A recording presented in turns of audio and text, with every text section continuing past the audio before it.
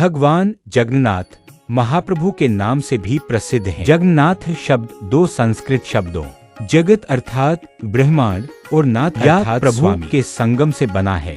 इस प्रकार जगन्नाथ का अर्थ है ब्रह्मांड का स्वामी।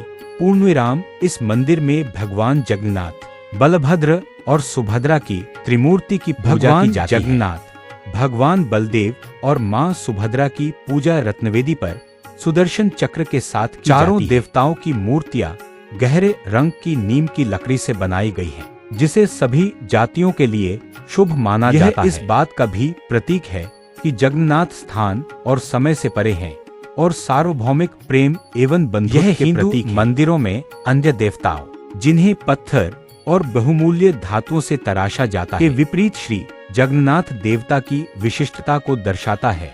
देवताओं को ऋतु के अनुसार विभिन्न वस्त्रों और आभूषणों से सुसज्जित किया जाता है। ब्रह्म पुराण और अन्य पुराणों तथा बाद में उड़िया पुराणों में पाए जाने वाले सुप्रसिद्ध वर्णनों में कहा गया है कि भगवान जगन्नाथ को पहले विश्वावसु नामक प्रमुख सावर राजा श्री नीला माधवा के रूप में पूजा जाता था।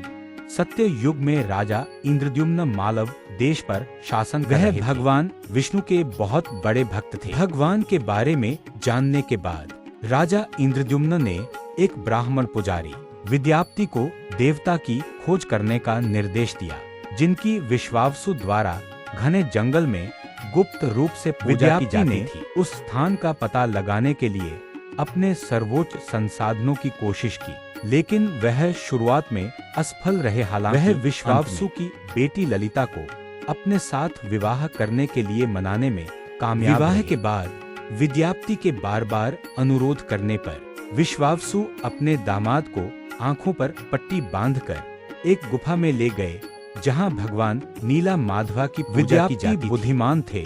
रास्ता पहचानने के लिए उन्होंने विद्यापति के साथ यात्रा करते समय जमीन पर सरसों के बीज गिरा दिए। उनसे शुभ समाचार सुनकर राजा इंद्रद्युम्न तुरंत भगवान के दर्शन हेतु ओडिशा के नाम से जाना जाता है की तीर्थ यात्रा पर निकल पड़े, लेकिन वहां पहुंचने पर उन्होंने पाया कि भगवान की मूर्ति राजा बहुत निराश हुए, लेकिन भगवान के दर्शन किए बिना वापस न लौटने पर अड़े रहे। उन्होंने नील पर्वत पर आमरण अनशन करने का निश्चय किया।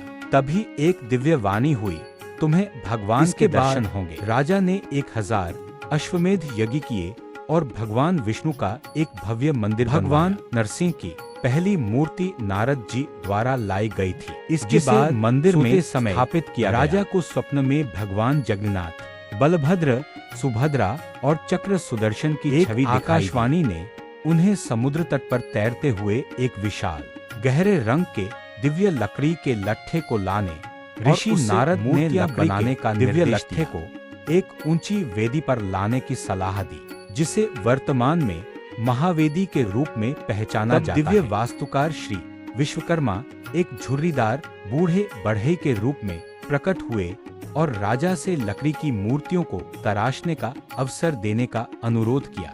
जो देवता बढ़ई ने राजा और रानी से एक शर्त रखी थी कि 21 दिनों तक दरवाजा न खोला जाए। हालांकि 2 हफ्ते बाद एक दिन रानी बहुत चिंतित हो गई, क्योंकि वह अंदर से कोई आवाज नहीं सुन सकी।